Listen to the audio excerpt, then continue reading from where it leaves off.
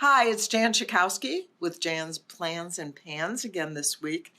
This is the holiday weekend, Thanksgiving, and I am so thankful for my family, which I spent with my husband, who's the videographer, Bob Creamer's here, and my dogs, Eleanor and Franklin. They're each on a couch in front of me. We were thinking about you, about all of the people out there, hoping you had a happy and a safe Thanksgiving, but knowing too that some of you are lonely, unable to be with family. Some of you do have what Joe Biden called the empty seat at the table because some loved one has been lost either by the pandemic or for other reasons. And I know that many families are suffering as well. Stresses that we really haven't seen before of job loss, of the inability to even have the food on the table here in this richest country in the world. That 1 out of 4 children today in the United States is what we call food insecure, meaning not knowing where the next meal is coming from. So this is a really tough time. I know that. And we're going to do everything we can to help make things better in the Congress and to work with you and your families to alleviate some of the pain. In the meantime, the transition between President Trump and President-elect Joe Biden is underway, finally. Emily Murphy, who was head of the General Services Administration, has now freed up the buildings, the equipment, and also briefings now are starting to happen, essential briefings that the president-elect and the vice president-elect need are now happening so that the transition will be much smoother when January 20th rolls around for the inauguration. The president-elect did announce some of the nominations for the cabinet. Understand, all of these people have to be approved by the Senate, and that will largely be colored by how the Senate elections go in Georgia. 2 seats are open right now. If they go for the Democrats, then the Democrats will have the majority. If not, then Mitch McConnell will continue as the Senate leader, and the Republicans will be in the majority. But here are the cabinet, and they're all so worthy of being confirmed. Tony Blinken has been nominated for Secretary of State.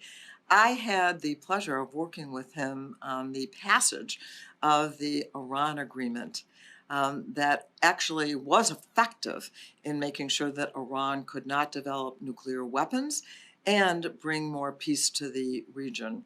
And hopefully we'll be able to get back to that deal which Donald Trump pulled us out of.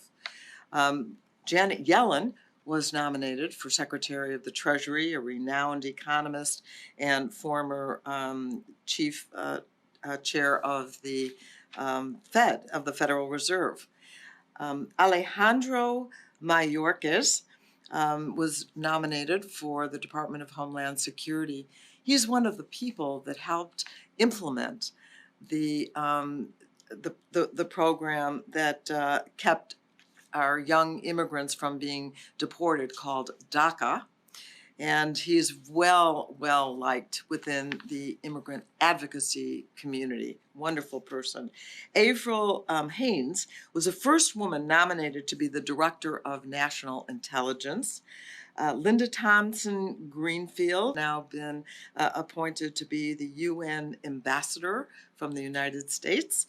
And John Kerry is made the special envoy for climate negotiations. And you know that John Kerry had a lot to do with putting together the Paris Climate Accord. So what a great nominee he is. And I did want to just say a few things about the coronavirus. You know, we're going to have to wait to see if there is actually a spike over this Thanksgiving weekend. Lots of warnings were giving out for families, large groups not to get together. There was actually a spike in Canada they have an earlier Thanksgiving-like celebration, and there was a spike after that. Let's hope that doesn't happen. And I also want to tell you what's going on next week in Congress. I'm going back on Wednesday, actually, of next week. It's the last 2 weeks um, before we adjourn, unless we can't finish our business. One of the things that we're going to do is make sure that the government doesn't shut down because it needs to have sufficient funding. And it looks like we have an agreement to do that. What we're hoping beyond hope, and Nancy Pelosi is negotiating as only she can to make sure that we get a coronavirus relief bill, that we can bring some money to state and local governments, that we're going to be able to help small businesses and families to make it through this crisis. I'm afraid that at the end of December, there are a lot of things that are ending, like the moratorium on evictions would end, some additional funds that unemployed people can get may end. So we really need to do this, and we are going to be working hard to organize to make sure that it happens in the next 2 weeks. I wanted to tell you about mail delivery. This is local.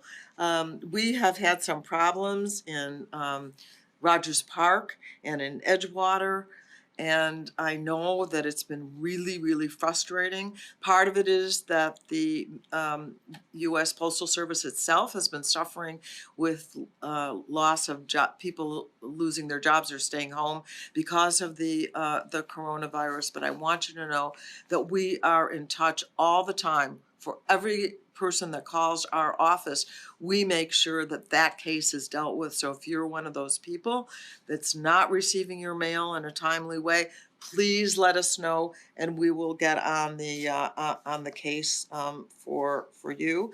I want to remind you once again that it's open enrollment for Medicare and for the Affordable Care Act to be on the program.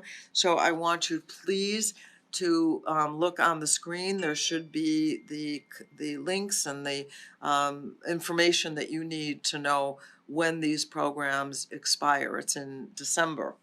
And also wanted to just tell you that the IRS has published a guide for 2020 taxes. There's a bunch of new things. Some of them may give some relief because of COVID. You definitely want to check that out. And finally, let me just tell you once again that it's been 155 days since the story broke that Russia was funding the people to kill American soldiers in Afghanistan, and the president has not said a word about that. Just one example of the failure of leadership that we have seen, but things are going to be changing. And we're going to be doing everything we can in our office to help you with the issues that are really keeping you up at night. So give us a call, and I will see you next week. I hope I have some good news to report on the negotiations that can help our families and families across the country and businesses as well. Thanks so much. Thank you for watching my video. Make sure you subscribe to my YouTube channel and follow me on Instagram, Twitter, and Facebook, where my handle is @Jan Schakowsky.